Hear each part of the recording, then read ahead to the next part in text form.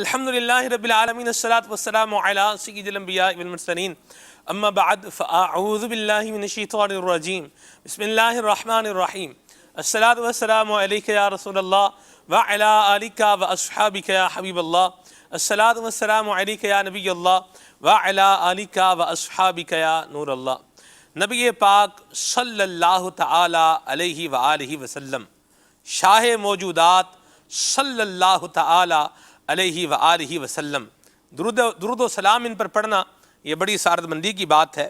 کیا خوب بات ارشاد فرمائی۔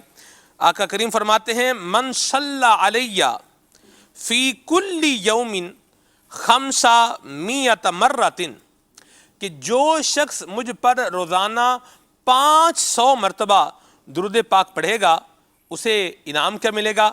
فرمایا لم یفتقر ابدا، وہ کبھی بھی محتاج نہیں ہوگا۔ سبحان اللہ سبحان اللہ۔ المستطرف میں اس حدیث پاک کو بیان کرنے کے بعد واقعہ لکھا ہے کہ ایک نیک آدمی تھا، اس نے جب یہ حدیث پاک سنی تو اس نے فرط شوق میں نبی کریم صلی اللہ علیہ وسلم کی ذات بابرکات پر درود و سلام پڑھنا شروع کیا تو اللہ تبارک و تعالی نے اس کی محتاجی کو دور فرما کر اسے غنی کر دیا۔ جو چاہتے ہیں کہ ہماری فقیری دور ہو جائے، ہماری محتاجی دور ہو جائے اور اللہ تبارک و تعالی غنی کر دے، تو انہیں چاہیے کہ نبی پاک صلی اللہ علیہ وسلم کی ذات والا صفات پر درود و سلام پڑھیں۔ انشاءاللہ عز و جل درود و سلام پڑھنے سے اللہ تعالیٰ کی رحمتیں ملیں گی، برکتیں ملیں گی، گناہ معاف ہوں گے، درجات بلند ہوں گے، اور انشاءاللہ اللہ کی رحمت سے محتاجی جائے گی اور تونگری یعنی امیری یہ آ جائے گی انشاءاللہ عز و جل۔ آج کے ہمارے سلسلے کا جو پرٹیکولر موضوع ہے وہ ہے کہ میں اکیلا کیوں ہوں۔ بعض اوقات لوگ معاشرے کے اندر اس طرح کی گفتگو کرتے نظر آتے ہیں، یار میرے ساتھ کوئی بیٹھتا نہیں ہے، میرے ساتھ کوئی بات نہیں کرتا، میرے ساتھ کوئی کنورزیشن نہیں کرتا، مجھے دعوت میں نہیں بلایا جاتا، یعنی بندہ دوستی نہیں کرتا کوئی۔ اس کی کیا وجوہات ہوتی ہیں؟ میں اکیلا کیوں ہوں، یہ آج کے ہمارے سلسلے کا موضوع ہے اور آج ہم اس پر غور کریں گے۔ بعض وقت گھر میں بھی خاندانوں میں بھی اس طرح کے افراد پائے جاتے ہیں کہ جنہیں یوں سمجھیں کہ جن کا حامی کوئی نہیں ہوتا یا جن کا مونس اور غمخوار جو ہے وہ کوئی نہیں ہوتا، اور بس یوں کہیں کہ چل چلاؤ والا کام جو ہے وہ بعض اوقات ہو رہا ہوتا ہے۔ اس کی کیا وجوہات ہیں، اس پر انشاءاللہ آج ہم مبلغین دعوت اسلامی سے مدنی پھول لیں گے۔ حافظ اشفاق مدنی رضا شرف ہو آج ہمارے ساتھ ہیں اور انشاءاللہ ان سے ہم تلاوت سنیں گے۔ اعوذ باللہ من الشیطان الرجیم، بسم اللہ الرحمن الرحیم، یا بنی انہا ان تک مثقال حبۃ من خردل فتكن في صخرة أو في السماوات أو في الأرض يأت بها الله إن الله لطيف خبير۔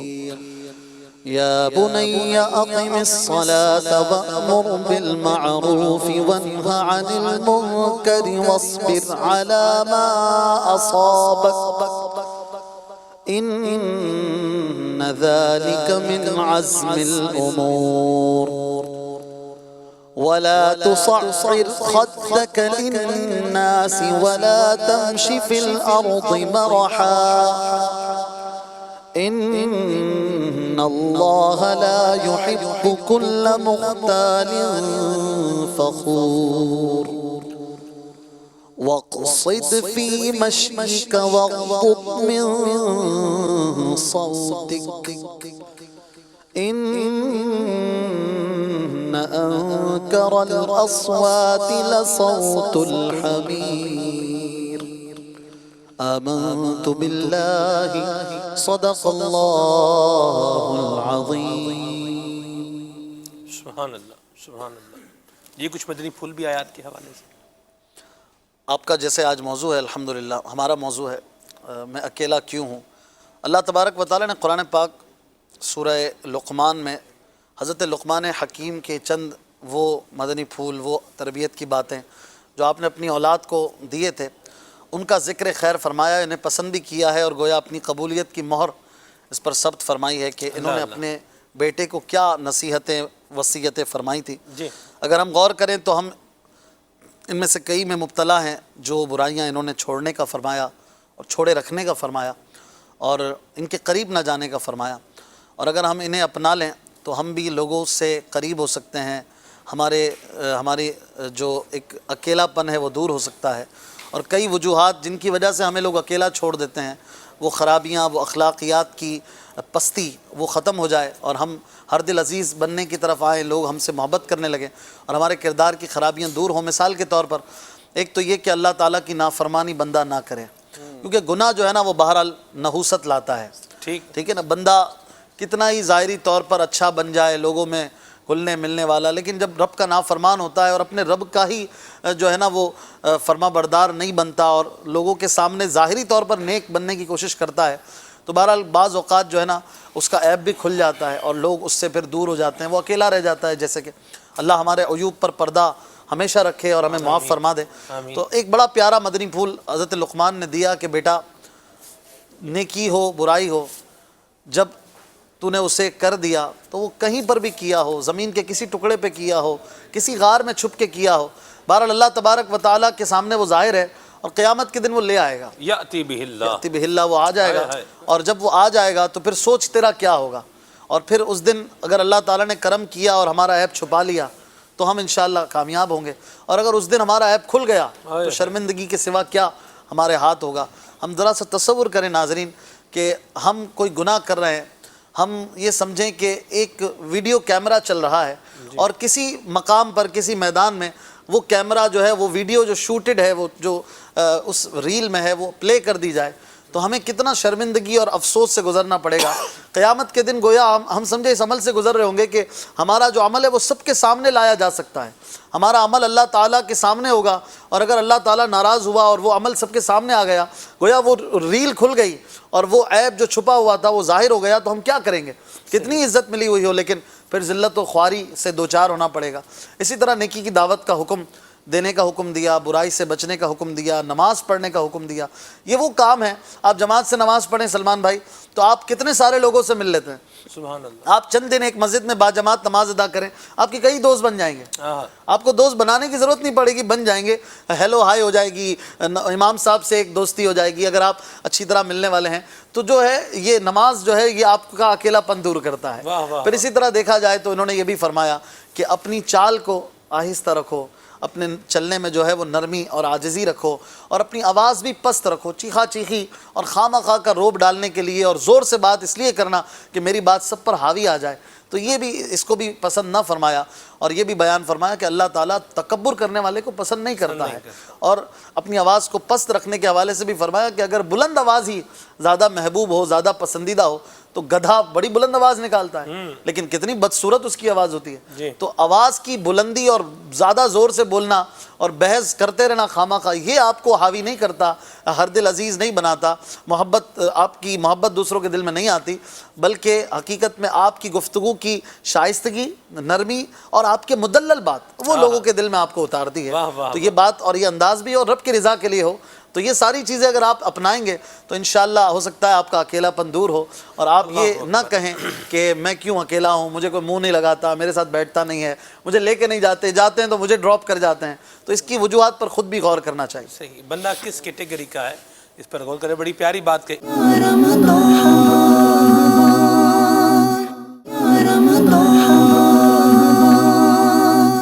آیت کریمہ جو ہے قرآن کریم کا انداز انذار جو ہے، یعنی ڈرانے والا جو انداز ہے اس کا اظہار ہے اس میں، اور اللہ رب العزت جو ہے بندوں کو ڈرا رہا ہے، اور علماء نے بیان کیا، بلکہ قرآن نے خود بھی بیان کیا کہ جب ڈرایا جائے تو ڈرنا چاہیے۔ میں یہاں پہ یہ بات کہوں گا کہ یہ جو ہم آج کا جو موضوع ہے کہ میں اکیلا کیوں ہوں، اس کے لیے اگر خوف خدا جو ہے اس کو لیا جائے نا، یہ بھی بڑی بنیادی بات ہے اشفاق بھائی، کیونکہ جس شخص کے اندر اللہ کا خوف ہوگا، قیامت کے دن جواب دہی کا جو ہے ایک عنصر اس کے پیش نظر ہوگا کہ جو بھی قدم اٹھا رہا ہوں، جو بھی بات کہہ رہا ہوں، جو بھی کلمہ کہہ رہا ہوں، کسی سے ملاقات کر رہا ہوں، کسی سے معاملہ کر رہا ہوں، اس میں مجھے کل قیامت کے دن جواب دینا ہے، مجھے اللہ کا سامنا کرنا ہے، اور یقیناً اللہ رب العزت جو ہے وہ سب سے بڑا ہے اور اس کا عذاب سخت تر ہے، اس کی گرفت سے کوئی نہیں بچ سکتا۔ تو سلمان بھائی یہ ایک ایسا وصف ہے کہ جس کے اندر یہ آ جائے گا، وہ اس کی ذات کے اندر خوبیاں بڑھتی چلی جائیں گی، اس کے اندر اخلاقی طور پر مضبوطی آتی چلی جائے گی، اس کے اندر ایک ایسا وصف پیدا ہو جائے گا جس سے آپ کہہ لیں میگنیٹ پیدا ہو جائے گا کہ لوگ اس سے کنیکٹڈ ہونا شروع ہو جائیں گے، اور اس کے اطراف میں جو ہے کہ حصار بن جائے گا۔ ہم دیکھتے ہیں کہ اولیاء اللہ جو ہیں، اللہ والے جو ہیں، ان کی مخلوق آج بھی اور ان کی زندگیوں میں بھی ان کے حصار میں رہتی تھی، ان کے گرد رہتے تھے، یہ مخلوق کے درمیان ہی رہتے تھے، مخلوق ان کے ساتھ چپکی رہتی تھی۔ آج امیر اہل سنت کی ذات کو آپ دیکھیں، امیر اہل سنت کا جو ایک انداز ہے کہ آپ نیکی کی دعوت دیتے ہیں، برائی سے منع کرتے ہیں، دین اسلام کی جو روشن تعلیمات ہیں، آقا کریم علیہ الصلوۃ والسلام کی جو مہکتی سنتیں ہیں، ان کو بڑھاتے ہیں، اور معاشرے کا وہ طبقہ جس کے بارے میں سارے طبقے یہ کہتے ہیں کہ یہ کسی کی سنتا نہیں ہے، میری مراد نوجوان، ان کو آپ گویا کہ فوکس کر کے باتیں کرتے ہیں، اور وہ سنتے بھی ہیں، اپنے دل کے مدنی گلدستے میں بھی سجاتے ہیں، اور ان کے زندگی کا جو پریکٹیکل ہوتا ہے اس میں پھر اس کے جو مہک ہے وہ محسوس بھی ہوتی ہے، ثمرات نظر آتے ہیں۔ اب آپ دیکھیے کہ امیر اہل سنت جو ہے وہ کیا کر رہے ہیں، نیکی کی دعوت دے رہے ہیں، امیر اہل سنت کیا کہہ رہے ہیں، برائیوں سے روک رہے ہیں، لیکن قوم ان کی طرف جا رہی ہے۔ کیوں؟ میں سمجھتا ہوں اس کی ایک وجہ یہ بھی ہے کہ امیر اہل سنت کے دل میں اللہ تعالیٰ کا کامل خوف ہے، آپ اللہ سے ڈرنے والے بندے ہیں، پرہیزگار آدمی ہیں، اللہ کے ولی ہیں، تو اس کی برکت یہ ہوئی کہ آپ کے اخلاق جو ہیں ایسے ہیں کہ آج جو آپ سے ملتا ہے وہ متاثر ہونا شروع ہو جاتا ہے۔ کیوں؟ امیر اہل سنت کسی کو ایک مسکراہٹ سے دیکھ لیتے ہیں نا، اس کا بیڑا پار ہو جاتا ہے۔ امیر اہل سنت، ایک اسلامی بھائی کی داڑھی دیکھی میں نے، تو ان سے وجہ پوچھی، مطلب وہ معلوم کیا کہ داڑھی کیسے رکھی، تو انہوں نے کہا امیر اہل سنت سے ملاقات ہوئی تھی میری، امیر اہل سنت نے یوں ہاتھ پھیرا مجھے اور کہا اسے اب چھوڑ دو، کلین شیو تھا اس وقت میں، امیر اہل سنت ہاتھ پھیرا اور مسکرا کے مجھ سے کہا کہ اب اس کو چھوڑ دو، اس کو اب نہیں کاٹنا۔ بس اس دن سے جو ہے نا بلیڈ نہیں لگا، اور وہ کہہ رہے تھے کہ میری کیفیت اب یہ اللہ کی رحمت سے کہ گردن کٹتی ہے تو کٹ جائے، داڑھی نہیں کٹے گی۔ تو یہ ہے اخلاق، یہ اخلاق کیسے پوچھے، خوف خدا سے۔ آج ہم اپنے آپ پہ غور کریں سلمان بھائی کہ ہم جو ہیں دوسروں پر ہی تنقید کرتے ہیں، ہر گھر میں، ہر معاشرے میں، محلے میں آپ دیکھیے لوگ کے روتے ہیں، اس نے میرے ساتھ یہ کر دیا، وہ میرے ساتھ یوں کرتا ہے، یہ میرے سے بات نہیں کرتا، یہ میری طرف مسکرا کے نہیں دیکھتا، اس نے میرے اوپر ٹونٹنگ کر دی، اس نے میرے اوپر تنقید کر دی۔ بھائی ساری دنیا ہی جو ہے آپ کے ساتھ زیادتی کر رہی ہے، ساری دنیا آپ کے ساتھ ظلم و ستم کر رہی ہے۔ کبھی آپ نے غور و فکر کیا، آئینے کے سامنے کھڑے ہو کے اپنے آپ سے بھی پوچھا کہ کہیں میں بھی تو اپنے آپ پہ ظلم و ستم نہیں کر رہا، اور میرا اپنے آپ پہ ظلم و ستم کرنا یہ ہے کہ میرے مزاج ہی نہیں ملتے۔ ایک اگلا جو ہے بیچارہ مجھے مسکرا کے دیکھ رہا ہے اور میں اس سے پوچھ رہا ہوں کیوں مسکرا رہا ہوں مجھے دیکھ کے، کیا وجہ ہے؟ تو اب وہ آئندہ تو بیچارہ مسکراتے ہوئے سوچے گا، اللہ کا بندہ آپ کی تعریف کر رہا ہے اور آپ پوچھو تعریف کر رہا ہے برائی کر رہا ہو، کیا ارادہ ہے؟ تو اب وہ بیچارہ آئندہ تعریف کرتے ہوئے سوچے گا کیوں مکھن لگا رہے ہو، ہاں کیوں مکھن لگا رہا ہو۔ اب ایسی باتیں اگر آپ کرو گے تو آپ تو حوصلہ توڑو گے۔ اگر کام بتاؤ، کام سیدھے پوائنٹ کی بات پہ آؤ۔ یہ تو اب یہ جب چیزیں ہوتی ہیں نا، اب یعنی یہ پانی کا پیالہ اٹھا کے دیا یوسف احمد سولے، میرے بھائی کام کیا ہے، بڑے پیالے اٹھا کے دے رہے ہیں آج، تو اب یہ اس سے یہی ہوگا، ظاہر سی بات ہے کہ میں سوچوں گا کہ نہیں بھائی یہ بندہ تو غلط فہمی کا شکار ہو جاتا ہے، میں اپنی عزت بچاؤں، آئندہ پانی کا پیالہ نہیں دوں گا یوسف، آئندہ پانی کا پیالہ میں نہیں دوں گا۔ یوسف بھائی آپ ایسے بولیں گے تو میں ایسا نہیں کروں گا۔ اللہ کی رحمت ہے، امیر اہل سنت نے ہمیں ایک ایسی لڑی میں پرو دیا ہے کہ ہمارے تو معاملات اچھے ہیں، لیکن اللہ نہ کرے کسی ایک طرف سے کچھ کمزوری بھی ہو تو امید یہی ہے کہ دوسرا اسے کور کر لے گا۔ یہ امیر اہل سنت کا فیضان۔ بڑی پیاری بات کہی میروز بھائی نے، اچھی توجہ دلائی۔ یوسف بھائی بعض کا کچھ لوگوں کا وہ ہوتا ہے، ایک مزاج بنا ہوا ہوتا ہے یا عادت ہوتی ہے کہ شو آف کرنا ہے اور دوسرے کے اوپر اپنی برتری جو ہے وہ جتانی ہے، کہ فلاں جو ہے وہ برانڈ کی خوشبو میں نے رکھی ہوئی ہے، میں تو فلاں جگہ سے میں نے منگوائی ہے، بیرون ملک سے منگوائی ہے، اور یہ اس برانڈ کی اتنے کی ہے۔ یہ پتہ ہے آپ کو کتنے کی خوشبو ہے؟ ایک تو خوشبو لگا بھی رہا ہے اور ساتھ میں قیمت بھی بتا رہا ہے کہ بھئی میں آپ کو اتنے روپے کی خوشبو جو ہے یہ لگا رہا ہوں۔ کچھ اس پر مدنی پھول جو ہے وہ عطا فرمائیں کہ بعض اوقات بندہ دوسرے پر جو ہے وہ نادانستہ طور پر، یعنی کچھ بعض اوقات تو بندے کی انٹینشن ہوتی ہے کہ میں بتاؤں کہ بھئی میں کچھ ہوں، لیکن کبھی کبھار بندے کا انداز ایسا بنا ہوا ہوتا ہے کہ اس نے دوسرے کے اوپر اپنا جو ہے نا وہ یوں کہیں کہ روب جما کے رکھنا ہے، میرا چشمہ ایسا تو میرا امامہ ایسا تو میرا جناب لباس ایسا تو جوتا تو میں فلاں علاقے سے فلاں دکان سے میں لیتا ہوں، ہلکی پھلکی تو ترکیب جو ہے چلتی نہیں، موبائل تو میں نے اس برانڈ کا رکھا ہوا ہے، اس ماڈل کا رکھا ہوا ہے، خام خواہ مطلب جو یہ کر رہے ہوتے ہیں. اس پر کیا کہیں گے آپ؟ میں نے ایک ریسرچ پڑھی تھی کہ انسان اپنی زندگی کے اندر دن بھر میں جو معاملات کرتا ہے نا جی وہ 60% وہ چیزیں کرتا ہے جو اس کی عادت میں شامل ہوتی ہے. صحیح. اب غور کر لیں کہ اگر کسی شخص کے اندر یہ چیز ہے شو آف کرنے کی تو کہیں ایسا تو نہیں ہے کہ اسے عادت کا حصہ بنا لیا گیا ہے، چاہتے ہوئے بھی نہ چاہتے ہوئے بھی. ہوتا کیا ہے، لرننگ کا پروسیس ضروری نہیں ہے کہ آپ اس چیز کو کتاب سے ہی آپ پڑھیں گے تو آپ سیکھیں گے. آپ نے اگر کسی ٹیچر سے باقاعدہ اس کی تعلیم حاصل کی ہے تو آپ نے اس کو ایبزورو کیا، نہیں. انسان بہت ساری چیزیں وہ ماحول سے سیکھ رہا ہوتا ہے. تو کہیں نہ کہیں میری کوئی گیدرنگ میں، کہیں میرے گرد جو دوست ہیں ان کے درمیان کہیں ایسا تو معاملہ نہیں ہے کہ جن سے یہ چیز میرے اندر پینیٹریٹ ہو چکی ہے اور میرے اندر یہ اب عادت شامل ہو چکی ہے کہ میں چاہتے ہوئے بھی اور نہ چاہتے ہوئے دونوں صورتوں میں مجھے شو آف کرنے کی عادت ہو گئی ہے. تو انسان کو اپنے اوپر غور کرنا چاہیے، اور اگر جس کے اندر یہ برائی ہے نا سلمان بھائی، اسے تو بہت زیادہ خدا سے ڈرنا چاہیے، کیونکہ اللہ تبارک و تعالیٰ قرآن مجید فرقان حمید میں ارشاد فرماتا ہے اِنَّهُ لَا يُحِبُّ الْمُسْتَكْبِرِينَ. اللہ تبارک و تعالیٰ بے شک وہ مغروروں کو پسند نہیں فرماتا. اب غور کر لیں کہ اگر کسی کے اندر یہ برائی ہے اور وہ اس کی انٹینشن خدا نہ خواستہ غرور کرنے والی ہے تو اللہ تبارک و تعالیٰ اس چیز کو پسند نہیں فرماتا. آج کسی بندے پر آپ نے اپنی روب بٹھانے کے لیے، اپنی دھاک بٹھانے کے لیے یہ کام تو کر دیا، لیکن یہ کام رب کو بڑا ناپسند ہے. ایسا نہ ہو کہ اس کام کی وجہ سے میری دنیا بھی خراب کر دی جائے، کیونکہ جو رب دینے پر قادر ہے وہ لینے پر بھی قادر ہے. آج آپ اگر کسی کو دینے والے ہیں تو کل کو آپ لینے والے بھی ہو سکتے ہیں. اور یہ معاشرے کا مطلب دیکھا بھالا انداز ہے، سائیکل ہے. آج آپ دیکھیں کہ آج بہت بڑا مل اونر آپ صبح سویا تھا تو اربوں پتی تھا، صبح جب اٹھا تو ایسے اللہ تبارک و تعالیٰ کے وہ کسی نہ کسی عذاب کہیں، آزمائش کہہ لیں، آزمائش میں ایسا مبتلا ہوا کہ صبح وہ روڈ پر آ گیا اور لینے والوں میں سے ہو گیا. تو ہمیں اللہ تبارک و تعالیٰ کی خفیہ تدبیر سے ڈرنا چاہیے، اور اگر یہ عادت ہے تو اسے اپنے اندر سے ریموو کرنے کی کوشش کرنی چاہیے. یہ جو بات انہوں نے کہی نا کہ بتانا، شو آف کرنے والے، اور اس میں ایک طبقہ وہ بھی ہوتا ہے جو یہ لوگوں کو بتاتا ہے چیزیں وغیرہ، یہ احساس کمتری کے بھی شکار ہوتا ہے. ان کو یہ ہوتا ہے کہ یار جب تک میں بتاؤں گا نہیں نا، مجھ میں تو کچھ ہے نہیں ایسا کہ سامنے والا متاثر ہو. اب چیزوں سے ہی متاثر کر دو ہے نا، نہ بات کرنے کا ڈھنگ ہے نہ پہننے کا ہے. اب بتا دو یار پرفیوم یہ لگایا ہے اور ذرا موبائل ہی دیکھ لو میرا بھائی، یہ ہے، جوتے میرے اچھے، میں تو ایسا ہی ہوں. تو یہ ہوتا ہے بعض اوقات، مٹھائی اچھی نہیں ہے ڈبہ اچھا کر لو. ایسا ایک شخص ہے نا، اسی طرح وہ بتا رہا تھا نا، کہا یہ سوٹ دیکھ رہے ہو، کہا یہ جو ہے نا سوٹ میرا 3 لاکھ روپے کا ہے، اور یہ جو جوتے میں نے پہنے نا یہ 2 لاکھ روپے کا ہے. وہ بندہ دیکھ رہا ہے، سامنے والا سوفسٹیکیٹڈ آدمی تھا، پڑھا لکھا، وہ سن رہا تھا، ٹھیک ہے بھائی ایسے بھی ہوتے ہیں لوگ احساس کمتری کے شکار. اچھا اب بیٹھے اب کافی آئی تو ایک کافی کا کپ ادھر ایک ادھر رکھ لیا گیا. تو اب جیسے ہی ہے نا کافی رکھی، ادھر صاحب اپنے فضائل ابھی جاری تھے کہ اچانک چھینک آئی نا اس کو بتانے والے کو، اور جیسے ہی چھینک آئی تو اس نے اسی ٹیبل پہ چھینکا تو دونوں کی کافی کے اندر وہ برکتیں جو تھیں اس کی برکتیں بولے نہ حسنیں بولے کیا وہ اس کے اندر گئیں. اور وہ سننے والا کہتا ہے کہ اب میں سوچ رہا تھا میں کافی کا کپ اٹھاؤں کیسے. وہ تو تھوڑی دیر بعد مزے سے پینے لگ گئے صاحب. تو پتہ یہ چلا کہ اس کو ڈھنگ تھا نہیں چھینکنے تک کا، تو اس نے پھر انہی چیزوں سے متاثر کرنا تھا.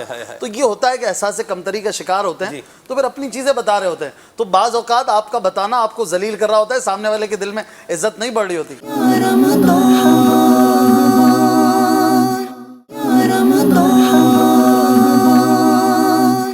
یعنی بولتے ہیں اپنے منہ میاں مٹھو بن رہے ہیں، خام خواہ اپنی تعریفیں کرتا جا رہا ہے. اس میں سلمان بھائی، اشفاق بھائی، 2 ہاتھ آگے والے لوگ بھی ہوتے ہیں. کھانا آیا نا، مطلب مثال کے طور پر یہ کافی آئی، تمہیں پتہ ہے کافی کتنے کی ہے؟ یہ 500 روپے کی کافی ہے. پیے کبھی؟ اب آپ یہ دیکھیں کہ یہ بندہ مطلب کیا جتلانا چاہتا ہے. نہ پیے نہ پینی ہے. اللہ وہ کپڑوں والی جو بات ہوئی سلمان بھائی، مجھے اس پر ایک چٹکلا یاد آیا. چلے جی آپ پہلے سنا دیں, مجھے بھی چٹکلا ہی یاد آیا. اچھا چلیں پہلے میں پہلے آپ سنائیں. وہ ایک بندہ تھا, وہ جب بھی گھر سے باہر نکلتا تھا نا, تھا ویسے فقراء قسم کا آدمی تھا, وہ جب بھی گھر سے باہر نکلتا تھا نا تو اس کے گھر میں ایک بکرے کی کھال تھی جس پر کچھ چربی تھی. تو وہ جب بھی گھر سے باہر نکلتا تھا تو اپنی مونچھوں پر, اپنے ہونٹوں پر تھوڑی بکرے کی چربی لگا لیتا تھا, یعنی یوں لگے کہ جیسے یہ پرانے زمانے کی بات ہے, ابھی بڑا مطلب روغن ووگن کھایا اس نے اور بڑا گوشت وغیرہ مرو مسلم کھا کھایا اس نے, مٹن کھا کے نکلا ہے. مٹن کھا کے نکلا, وہ بھی دمبے کا گوشت, اس میں تھوڑا وہ زیادہ ہوتا ہے, یہ روغن زیادہ ہوتا ہے تو چکناہٹ بھی زیادہ ہوتی ہے, تو یوں نکلتا تھا. ایک دفعہ کیا ہوا, وہ یوں ہی ہے فقیر آدمی تھا, یوں ہی اس نے بکرے کی کھال سے جو ہے نا وہ معاملہ کیا, اور جب باہر نکلا تو اس کا بچہ جو ہے وہ دوڑتا دوڑتا آیا اور کہا ابو آپ جس بکرے کی کھال سے وہ اپنی مونچھوں کو اور ہونٹوں کو روغن لگاتے ہیں نا, وہ کھال چیل اٹھا کے لے گئی ہے. چل بھائی, تو یوں بھی بعض کا ہو جاتا ہے کہ ڈھول کا پول بھی جو ہے وہ کھل جاتا ہے, محلے کے سامنے کھل گیا. جی پورے محلے کے سامنے کھل گیا. تو بندے کو جو ہے نا وہ حقیقت پسند ہونا چاہیے, اور کوئی فائدہ نہیں شو آف کرنے کا, ایسی خام خواہ اپنے فضائل بیان کرنے کا. جو بندہ ہے وہی رہے, حقیقت کو تسلیم کرے اور اچھے اخلاق و کردار کو اپنائے تاکہ دنیا و آخرت کی کامیابیاں سمیٹنے میں کامیاب ہو سکے. جی سلمان بھائی, وہ جو چٹکلا تھا اسے مدنی پھول میں تبدیل کر دیتا ہوں میں. اور بات یوں ہی کہ اشفاق بھائی نے جو بات کی نا کہ 3 لاکھ کا سوٹ اور 2 لاکھ کے جوتے اور جناب 1 لاکھ کی گھڑی, تو پھر یہ سارا جو ہے وہ کچھ ملینز کا بن گیا. تو بعض لوگ ایسے ہوتے ہیں کہ وہ لاکھوں روپوں کے کپڑے اور چیزیں جو ہے نا پہننے کے بعد, اوڑھنے کے بعد بھی جو ہے نا کیفیت یہ ہوتی ہے کہ ان کی شخصیت میں نکھار نہیں آتا, اور وہ چیز پناہ مانگ رہی ہوتی ہے کہ میں کس جگہ آ کر فٹ ہو گئی ہوں. لیکن بعض لوگ ایسے اعلیٰ اخلاق کے مالک ہوتے ہیں, ان کا کردار اتنا بلند ہوتا ہے کہ وہ بڑی سادہ سے چیز استعمال کرتے ہیں, سادہ سے کپڑے پہنتے ہیں, سادہ سی چپل, سادہ سے جوتے استعمال کرتے ہیں, اور سادہ سا پرفیوم یا عطر وغیرہ, خوشبو وغیرہ, یعنی سادگی ہوتی ہے ان کی زندگی میں, اور کم قیمت چیزیں استعمال کرتے ہیں. لیکن وہ چیزیں جو ہیں وہ اس شخصیت کے استعمال کرنے سے معظم ہو جاتی ہیں, بڑی ہو جاتی ہیں, سعادت پا لیتی ہیں. اور یہاں پہ بھی پھر میں مثال دوں گا شیخ طریقت امیر اہل سنت کی کہ قربان جائیے, آپ کی گھڑی ہو, آپ کے جو ہے آپ کے سوٹ پیس ہوں, کپڑے ہوں, آپ کی چپلیں ہوں, یہ ساری چیزیں آپ عمومی طور پر وہ استعمال کرتے ہیں. خود بھی اس کی وجہ بھی بیان فرمائی کہ میرے جو چاہنے والے ہیں, میرے مریدین ہیں, ان پہ بار نہ پڑے, تو میں عمومی طور پر جو ہے وہ ایک متوسط الحال جو چیزیں ہوتی ہیں وہ استعمال کرتے ہیں, کیونکہ وہ کاپی کرتے ہیں. وہ چاہتے ہیں کہ ہم بھی اسی کو فالو کریں. تو امیر تو فالو کر لیں گے, غریب کا کیا ہوگا بیچارہ. جی, امیر اہل سنت کئی دفعہ مدنی پھول دیا ہے, لیکن آپ دیکھیں گے وہی سادہ سے کپڑے امیر اہل سنت پہنتے ہیں تو کیسے عظیم لگ رہے ہوتے ہیں, کتنے پیارے لگ رہے ہوتے ہیں. وہی سادہ سے خوشبو امیر اہل سنت لگاتے ہیں. چیزوں سے پرسنالٹی نہیں ہوتی, پرسنالٹی سے چیزیں ہوتی ہیں. کاغذ کے پھول نہیں ہے نا, یہ کاغذ کے پھول نہیں ہے, اصلی گلاب کو کسی وہ پرفیوم کی ضرورت نہیں ہوتی. میں یہاں ایک اور بات بھی, حافظ صاحب عدنان بھائی کی طرف آ رہے ہیں ہم, لیکن میں چلتے چلتے ایک اور بات بھی کر دوں تاکہ کوئی غلط فہمی کا شکار نہ ہو. برانڈیڈ خوشبو لگانا, جی, برانڈیڈ جوتا پہننا, برانڈیڈ چشمہ لگانا, برانڈیڈ کپڑا پہننا, یہ نہ تو ناجائز ہے, نہ حرام ہے, نہ کچھ اور ہے. اسی سیٹ پر بیٹھے ہوئے کچھ ایسے افراد بھی ہیں کہ جو برانڈیڈ خوشبوئیں استعمال کرتے ہیں, ٹھیک ہے نا جی. تو یہ خالی ہو سکتا ہے کہنے والا بھی بھائی نام بتا دیں, خامخواہ میں جنہوں غریب بھی رل جائیں گے. نہیں, غریب امیر والی کون سی بات ہے, آپ کو بھی تو لگائیے, کیا ہو گیا سب کا بھرم رہنے آج تو جی چلے ٹھیک ہے, وہ آ گیا. ہاں, یہ ہوگی بات ایک. تو یہ کوئی غلط نہیں ہے, میں یہ ضرور اس کو مینشن کرنا چاہوں گا, یہ غلط نہیں ہے, لیکن خام خواہ یعنی ضرورت نہیں ہے. آپ پھر بھی سامنے والے کو بتا رہے ہیں, کیوں بتا رہے ہیں, اس پر ہم غور کر لیں. کہیں ایسا تو نہیں ہے کہ سامنے والے کو نیچا دکھا رہے ہیں یا اس کو ڈیگریڈ کر رہے ہیں یا اس پر اپنی برتری جما رہے ہیں, ایسا تو نہیں. اگر ایسا ہے تو ایسا نہیں ہونا چاہیے. اور یہاں دوسرا پہلو بھی ہے, اور وہ یہ ہے کہ میرے بارے میں خود محاسبہ کروں کہ میں اپنے معاملات کس طرح لے جا رہا ہوں. دوسرا بندہ میرے بارے میں کرنے کی بجائے اگر وہ اپنے بارے میں سوچے گا تو شاید یہ اس کا زیادہ بینیفٹ لے پائے گا. مجھے کوئی حق نہیں بنتا کہ میں بولوں کہ بھئی یہ شو آف کر رہا ہے, یہ دھاک بٹھا رہا ہے, یہ میرے اوپر اپنی برتری جما رہا ہے. یہ کہیں ایسا نہ ہو کہ یہ چیز بدگمانی کے اندر چلے جائے. حافظ صاحب اس کو بھی کر دیں تاکہ یہ بات جو ہے نا وہ دونوں جہاد سے جو ہے وہ واضح ہو جائے. صاحب کی طرف بڑھنے سے پہلے ذرا سا ایک سوال آپ سے کرنا میں چاہوں گا کہ آپ نے فرمایا کہ ہمارے سیٹ پر بیٹھا کوئی ایسا بھی ہے جو پرفیوم استعمال کرتا ہے اور برانڈیڈ استعمال کرتا ہے.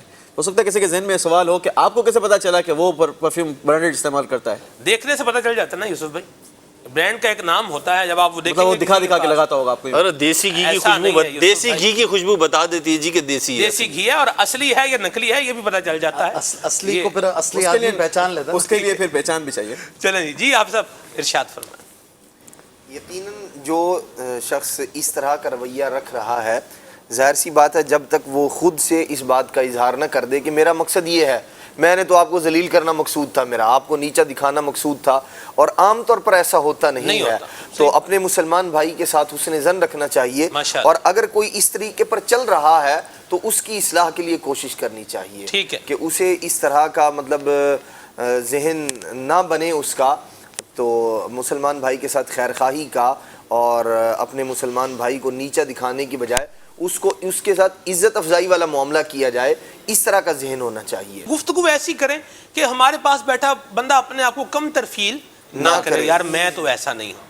وہ آپ کو پتہ ہے حافظ صاحب، ایک بات کسی نے کہی تھی، انہوں نے کہا کہ بڑا آدمی وہ ہے کہ جس کے پاس بیٹھنے والا کوئی بھی شخص اپنے آپ کو چھوٹا محسوس نہ کرے. قربان جائیے. نبی کریم علیہ الصلوۃ والسلام کی وہ مجلس ہوتی تھی، محفل ہوتی تھی، اس کے بارے میں سیرت نگاروں نے لکھا، صحابہ اکرام سے لکھا کہ آپ کی محفل میں بیٹھنے والا کوئی شخص اپنے آپ کو چھوٹا نہیں سمجھتا تھا، اور ایسا لگتا تھا کہ ہر کوئی یوں سمجھتا تھا کہ سب سے زیادہ توجہ، سب سے زیادہ الفت میری طرف ہے. سلمان بھائی اس بات کو یقیناً آپ کنکلوڈ کرنے جا رہے ہوں گے، وہاں پہ ایک چیز ایڈ اور کر لیں کہ آپ نے جو فرمایا کہ نیت کے حوالے سے مدنی پھول دیا، اس میں ایک اور ایڈ کر لیں کہ مدنی چینل کے ناظرین، اللہ تعالیٰ نے جس کو جو حیثیت دی ہے، جتنی نعمتیں دی ہیں، تو پھر اسے استعمال بھی کرنا چاہیے، اسے برتنا بھی چاہیے. اللہ تعالیٰ نے دیا ہے سلیقے کے ساتھ اور طریقے کے ساتھ، شو آف کیے بغیر، اور یہ اللہ تعالیٰ کو محبوب ہے. حدیث پاک میں آتا ہے ریاض الصالحین میں کہ نبی کریم علیہ الصلوۃ والسلام فرماتے ہیں کہ اللہ رب العزت اس بات کو پسند فرماتا ہے کہ اس کی نعمت کا اثر اس کے بندے پر نظر آئے، اس بات سے راضی ہوتا ہے، خوش ہوتا ہے، پسند فرماتا ہے. تو ہمیں بہرحال اپنی زبانوں کو بھی روکنا چاہیے. ایک وجہ یہ بھی تنہائی میں جانے کی ہوتی ہے کہ کوئی بیچارہ ایسا ہوتا ہے خاندان میں ملنے جلنے والوں میں جو ویل سیٹ ہوتا ہے، اس کے کپڑے بھی معیاری ہوتے ہیں، اس کی گاڑی بھی معیاری ہوتی ہے، اس کا لائف اسٹائل بھی تھوڑا اوپر ہوتا ہے، ایلیٹ کلاس میں چلا جاتا ہے وہ. اب جو ہے وہ دوسرے افراد جو ہوتے ہیں انہیں خامہ خواہی میں، فضول میں، اپنے طور پہ بزوں میں خود یہ فیصلہ کر لیتے ہیں کہ جناب یہ تو ہمیں لفٹ ہی نہیں کراتا، یہ تو جب آتا ہے تکبر میں مبتلا آتا ہے، تو جب آتا ہے اس کی گردن میں سریا ہوتا ہے. تو یہاں پہ پھر وہ بیچارہ جو ہوتا ہے نا، وہ پھر اب مظلوم ہے. اس کی گردن میں سریا ہے یا نہیں ہے، اپنے دماغ کے سریے کا علاج کر لینا چاہیے ایسی صورتحال میں. یہی میرے دماغ میں تو سریا نہیں آیا ہوا، سریا ہے کہ بھوسا ہے. جی اللہ اکبر. بعض اوقات کیڑے بھی پڑ جاتے ہیں. کچھ لوگ تو یہ کہتے ہیں کہ بھی کچھ لوگ ہیں جن کی کھوپڑی میں ہوتا ہے دماغ، کچھ کی کھوپڑی میں ہوتا ہے بھوسا، اور کچھ ایسے ہوتے ہیں جن کی کھوپڑی میں خالی بھوسا بھی نہیں ہوتا. تو چلیں بہرحال اللہ خیر والا معاملہ فرمائے. اچھا، آپ کا جو موضوع ہے اس کی ایک جہت اور اگر ہم دیکھیں تو ایک بہت چند پہلو ہم نے ڈسکس کیے.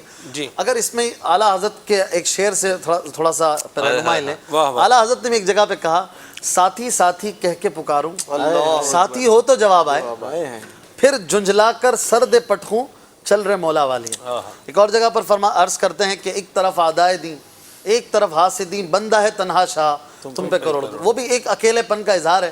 مگر وہاں پر وہ معاملہ ہے کہ آپ رحمت اللہ تعالی علیہ دین متین کی خدمت اور اشاعت میں لگے ہوئے ہیں، اور دشمنان اسلام اور دشمنان دین نے آپ کے لیے جو کانٹے بچھائے، جو تکلیفیں ہوئیں، اور اس کے بہاف پر آپ بارگاہ رسالت میں عرض کرتے ہیں کہ یا رسول اللہ میں تنہا ہوں، میرے جو دشمن ہیں وہ کثیر ہیں، آپ کرم فرمائیے، مدد کیجئے. تو بعض اوقات ایسا بھی ہوتا ہے، ہم بھی اگر دیکھیں تو بعض کوئی ایسا ہوتا ہے کہ ایک ہی بندہ رہ جاتا ہے، اسٹینڈ لیتا ہے کہ بھائی شادی ہو رہی ہے، گانے نہیں بجیں گے، شادی ہو رہی ہے، بے پردگی نہیں ہوگی، بھائی مردوں اور عورتوں کے درمیان پارٹیشن ہوگا. اب وہ اکیلا ہوتا ہے، دوسری طرف پوری قوم ہوتی ہے، لیکن اس کو گھبرانا نہیں چاہیے. تو اکیلا ہے لیکن تیرے ساتھ اللہ ہے. ان اللہ معانا، ان اللہ مع المتقین مع المحسنین. اس کو ذہن میں رکھے، اللہ تمہارے ساتھ ہے. آپ اکیلے ہو لیکن انشاءاللہ آپ حکمت کے ساتھ چلو. بعض اوقات ہمارا انداز بھی ایسا ہوتا ہے کسی چیز کو، شریعت کی بات کو منوانے کا، تو اس میں بھی ہمیں دیکھنا چاہیے کہ کہیں میں غلطی پر تو نہیں ہوں. کیونکہ اللہ تعالیٰ نے خود ہی فرمایا سورہ انفال میں، ادعو الی سبیل ربک بالحکمت والموعظۃ الحسنہ. اپنے رب کی راہ کی طرف بلاؤ پکی تدبیر اور اچھی نصیحت کے ساتھ.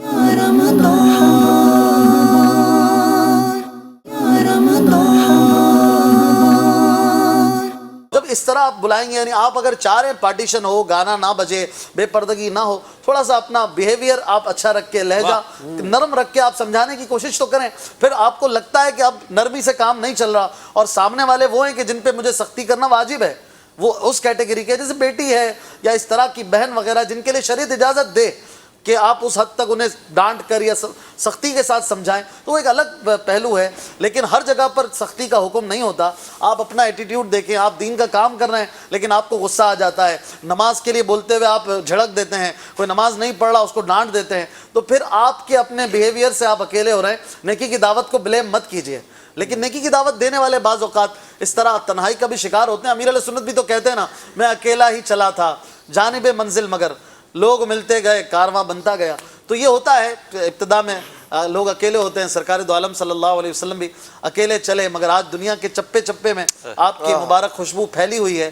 تو نیکی کی دعوت کے معاملے میں بندے کو دل چھوٹا کبھی نہیں کرنا چاہیے اور اللہ کی رحمت پہ نظر رکھتے ہوئے آگے سے آگے بڑھنا چاہیے, اور اپنی جو کردار ہے اس کو بھی سنوارنے کی طرف بندے کو آنا دھیان دینا چاہیے. بعض اوقات سلمان بھی ایسا بھی ہوتا ہے کہ ہم کسی شخص کے بارے میں خود سے نا ایک مطلب اپنا ذہن بنا لیتے ہیں, یار یہ شخص تو ماننے والا ہے ہی نہیں, اس نے میری بات نہیں ماننی.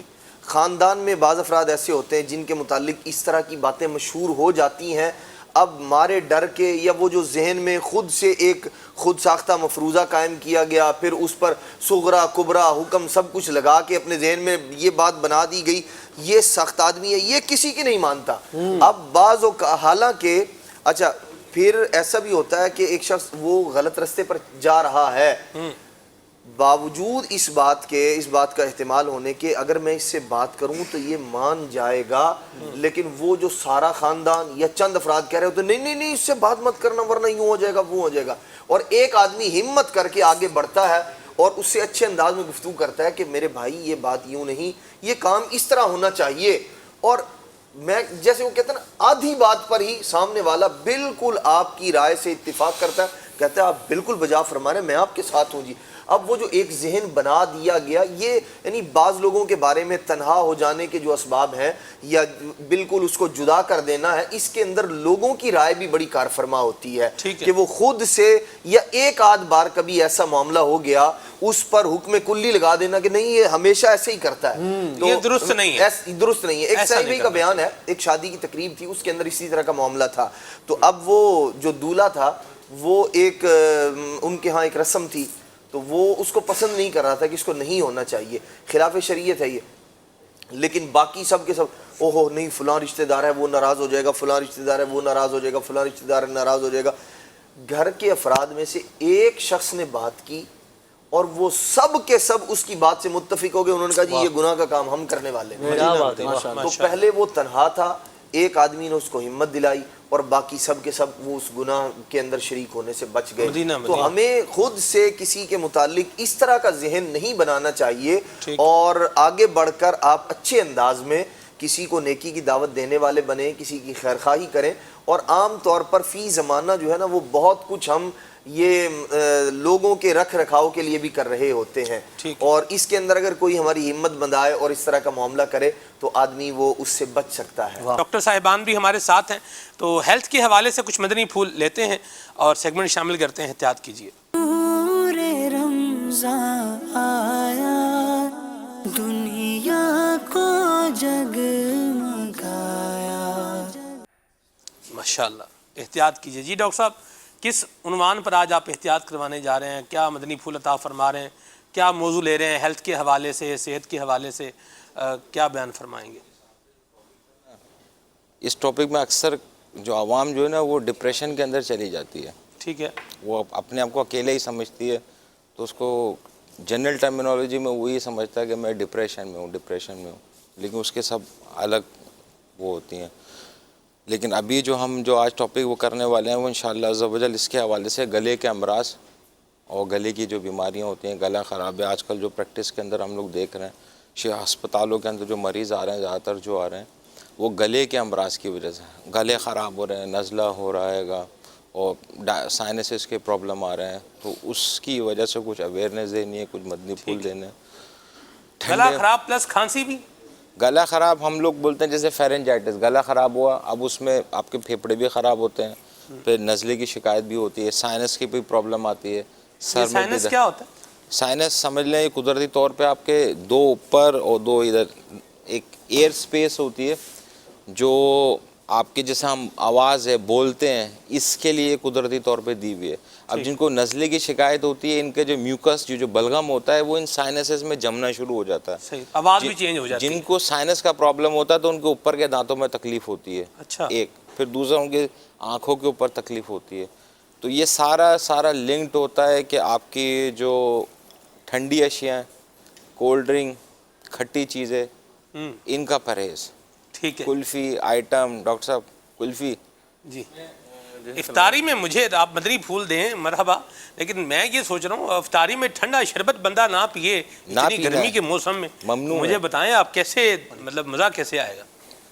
میں اسی طرف آ رہا تھا کیونکہ رمضان کے حوالے سے بھی بات کرنی تھی کہ رمضان کے اندر صاحب رمضان بھی اور گرمی بھی تو ہے نا, ویسے رمضان کے بعد تو کون سا ٹھنڈا, اس کے بعد یہ سادہ پانی پی لیں گے. میں وہی عرض کر رہا ہوں کہ اس میں رمضان میں یہ چیزیں ریکوائرمنٹ بڑھ جاتی ہے لوگوں کی, وہ ہر چیز ٹھنڈی کی طرف جانے کی کوشش کرتے ہیں, ٹھنڈا پانی کی طرف جاتے ہیں, شربت وغیرہ کی طرف جاتے ہیں, تو اس کے اندر بہت زیادہ پرابلمس ہوتے ہیں کہ آپ نے ایک دم ٹھنڈا پانی پی لیا, آپ نے کوئی ٹھنڈی چیز استعمال کر لی, تو اس سے یہ ہے کہ آپ کا گلا والا خراب ہو جاتا ہے, سائنس کے پرابلم ہوتے ہیں. اب جیسے آپ نے فرمایا ٹھنڈا پانی نہ پئیں تو لیکن ٹھنڈا پانی پینے کی وجہ کیا ہے؟ ٹھنڈا پانی سے کیا پیاس بجھ جاتی ہے؟ نہیں بجھتی. اگر آپ ٹیکنیکلی طور پہ دیکھیں تو ٹھنڈا پانی سے پیاس نہیں بجھتی, صرف آپ کا ایک طور سے مینٹلی طور پہ سیٹسفیکشن ہوتی ہے کہ آپ نے پانی پیا, وہ بھی ٹھنڈا پیا کہ آپ ٹھنڈے ہو گئے. ایسا نہیں ہوتا ہے, وہ بیسیکلی پیاس کو مزید اجاگر کر دیتا ہے, آپ کو پیاس کو مزید بڑھا دیتا ہے. تو وہ ایک سائیکلوجیکل ایفیکٹ ہوتا ہے جس کی وجہ سے آپ ٹھنڈا پانی پی رہے ہوتے ہیں.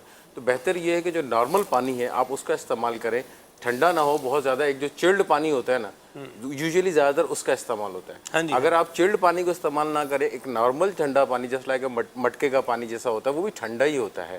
اگر آپ اس کو استعمال کریں تو اس کے طبی فوائد بھی بہت زیادہ آپ کو حاصل ہو جائیں گے, کیونکہ جب آپ ایک دم ٹھنڈا پانی اگر پیٹ کے اندر ڈال لیتے ہیں تو آپ کا نظام ہضم بھی اس پہ افیکٹ کر رہا ہوتا ہے, پھر اس کے ساتھ ساتھ جو آپ چیزیں استعمال کر رہے ہوتے ہیں وہ بھی افیکٹ کر رہی ہوتی ہے. تو اس کی وجہ سے بہتر یہی ہوتا ہے کہ جو نارمل آپ کا پانی ہے اس کو آپ یوز کریں, اور اگر ٹھنڈا پانی کا تو وہ نارمل ٹھنڈا لے لیں, بالکل ٹھنڈا پانی, چلڈ پانی جو ہے اس کا باہر کے مشروبات اور کولڈ ڈرنک بھی ایڈ کر دینا. ہاں بالکل, وہ تو ڈیفینیٹلی اس کے ساتھ نقصان دہ تو ہیں, اس کے تو ایکسٹرا آپ کے نقصانات اس کے اندر ملتے ہیں کہ اگر آپ کولڈ ڈرنک اس میں شامل کر لیتے ہیں تو وہ تو آلریڈی اس کا نام ہی کولڈ ڈرنک ہے, ٹھنڈی ہے, ٹھنڈا مشروب ہی ہے وہ, تو اس کو استعمال کرتے ہیں تو اس کے ساتھ ساتھ ٹھنڈک کے ساتھ ساتھ جو اس کے ساتھ مختلف چیزیں آپ کے پیٹ میں جاری ہوتی ہیں. اگر آپ اس کی بوٹل کے اوپر دیکھیں جو اس کے انگریڈینٹ لکھے ہوتے ہیں, عام آدمی کو اور کچھ نہیں سمجھ میں آیا تو ایک چیز سمجھ میں آ جائے گی جس پہ لکھا ہوتا ہے ایسڈ, اور ایسڈ کے معنی ہوتے ہیں تیزاب. ٹھیک ہے, اب اس میں جتنی چیزیں ہوتی ہیں وہ ایسیڈک ہوتی ہیں ساری کی ساری, تو جو ایسیڈک چیزیں ہوں گی وہ آپ کے معدے میں جا کے آپ کا کیا اثر کریں گی, اس کا تھوڑا سا آپ کو آئیڈیا ہو جانا چاہیے کہ ان چیزوں سے آپ کو پرہیز کرنا چاہیے جو آپ کے لیے نقصان دہ ہوں. اسی طرح اگر آپ فرض کریں گے, ایک بندہ ہمارے پاس موجود ہے پانی سے افطاری جس کی معروف ہے, ان سے ذرا پوچھتے ہیں کیسا پانی پیتے ہیں آپ افطار میں؟ آپ تو یہ سادہ ہی پیتے ہیں, میرے جو نالج آپ کا خیال ہے تو پوچھنے والا سے جو کرتے ہیں وہ بتائیں گے نا جی بہتر. تو آپ کا خیال مرحبا حسن زن, کیا بات ہے, کیسا پانی آپ کو ملتا ہے جو افطار میں آپ پیتے ہیں؟ الحمدللہ میں ان کے خیال کی لاج رکھ رہا ہوں. اللہ اللہ, یہ نہیں تو آپ کا دل نہیں کرتا بھی افطاری میں بنا ٹھنڈا پانی جناب پیے؟ نہیں, دل ہی نہیں کرتا. اچھا, اس کی آپ مطلب کیا لاجک, کیا حکمت ہے؟ عادت نکل گئی ٹھنڈا پانی, بغیر ٹھنڈا پانی وحشت دلاتا ہے. اللہ, چلیں جی یہ بھی ایک مزاج ہے مدینہ. اس کا کوئی فائدہ ہے ویسے نگران شورا والے مزاج کا؟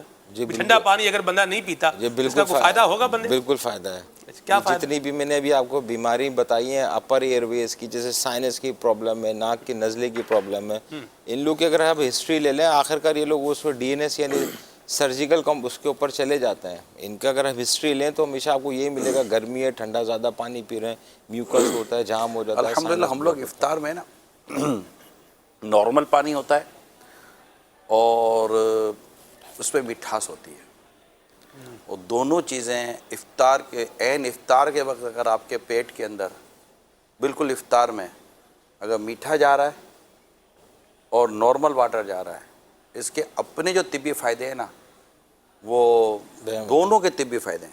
ماشاءاللہ, اللہ کا شکر ہے.